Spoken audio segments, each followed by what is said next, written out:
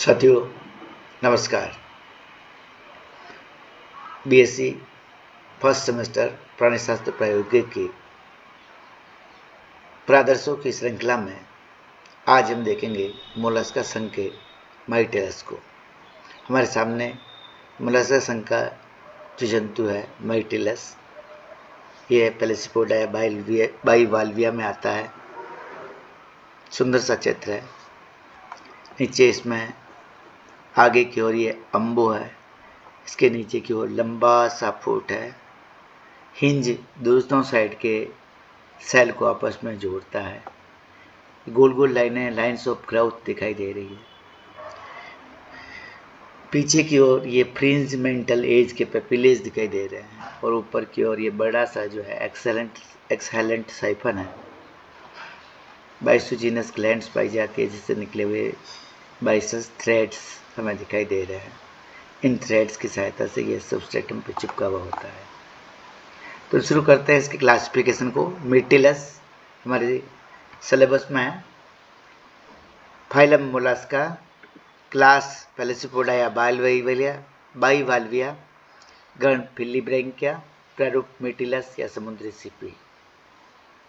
Classification हो गया Mollusca, पेलेसिपोडा या बाइवाल्विया, गण फिलीब्रैंकिया और प्रारूप माइटेलस, जिसे समुद्री सिप्पी या सी मसेल के नाम से जाना जाता है।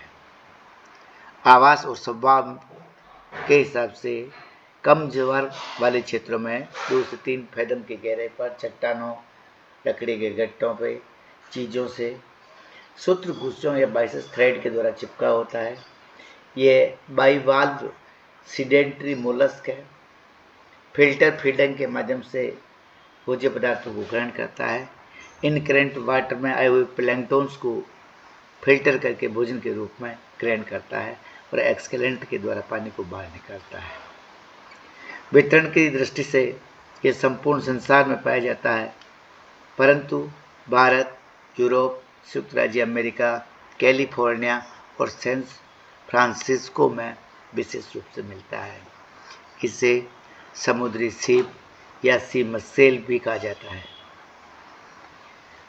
कवच लंबा एवं समकपाट्य होता है और इसके अगले भाग में अम्बो पाया जाता है जो उभरी हुई संरचना होती है। दोनों को कपाटों को जोड़ने वाली संरचना को हिंज लिगामेंट कहते हैं, जिसके माध्यम से दोनों कपाट आपस में छोटे छोटे दांतों सहित जुड़े हुए होते हैं।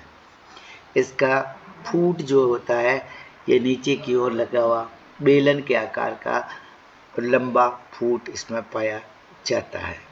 इसी के साथ में इसमें बाइसस थ्रेड्स निकलते हैं। नीचे की और पिछली ओर की सतह पर mental as lines of tentacle कहलाती है, जो पेपिलेटेड एज होता है। इनके ऊपर एक्सहेलेंट साइफन स्थित होता है। कवच की बाहरी सतह पर देखें तो हमें बहुत सारी लाइन्स दिखाई देती है। इनको लाइन्स ऑफ ग्रोथ कहा जाता है। बाइसस थ्रेड की उत्पत्ति बाइसस कैविटी में पाई जाने वाली बाइसोजीनस ग्लैंड के द्वारा होती है और ये सब मिलकर के बाइसोजीनस अपैरेटस का निर्माण करते हैं। बाइसस कैविटी, बाइसस थ्रेड, बाइसोजीनस ग्लैंड मिलकर के बाइसोजीनस अपैरेटस का निर्माण करते हैं। यदि हम इसके कवच को हटा दें तो हमें इसके मेंटल लूप्स, हिल्स, हूट, एपिडिया, हार्ट और एलिमेंट्री कैनाल दिखाई देती है। इसके लोम जो होते हैं वो लेमेलिफॉर्म होते हैं, श्वसन के लिए काम में आते हैं। पटल प्लेट की भांति होती है। सीलियरी जंक्शंस के द्वारा आपस में जुड़े हुए होते हैं।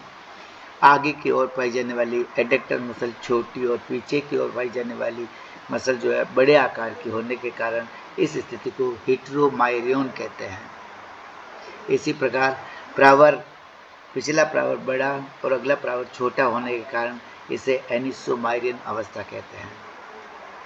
नर और मादा अलग अलग होते हैं। जनन ग्रंथियां प्रावर के अंदर तक फैली हुई होती है। इकोनॉमिक इम्पोर्टेंस में यूरोप में इसे भोजन के रूप में खाया जाता है।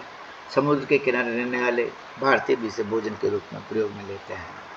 क्योंकि इसका शंकु के आकार का अम्बो है, बाइसेस थ्रेड्स है और प्रावर तट में एज निकले हुए हैं एक्सेलेंट साइफन ऊपर की ओर दिखाई देता है, इसलिए यह मिटिलस है। इस मिटिलस को यदि अपन और देखें तो ये इसकी पोस्टीरियर एडेक्टर मसल्स है जो बड़े आकार की होती है एंटीरियर की तुलना में।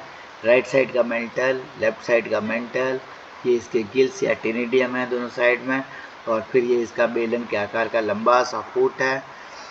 लेबियल पेल्स नीचे की ओर निकले हुए होते हैं मेंटल में, और ventral cell of the boulder, ventral cell का बोल्डर का कहलाता है। इसी को इस डायग्राम में देखते हैं, हिंज के माध्यम से दोनों सेल्स आपस में जुड़े होते हैं। Dorsal mantle lining, right cell, left cell, exhalant siphon और इनहेरेंट साइफन, ये मिटिलस का डायग्राम। आशा है आपके लिए उपयोगी होगा। आप इसे याद करें, रिपीट करें, शेयर करें, सब्सक्राइब करें और इसी श्रृंखला को इसी जोश और खरोश के साथ में आगे बढ़ाते रहें। धन्यवाद। जय हिंद, जय भारत।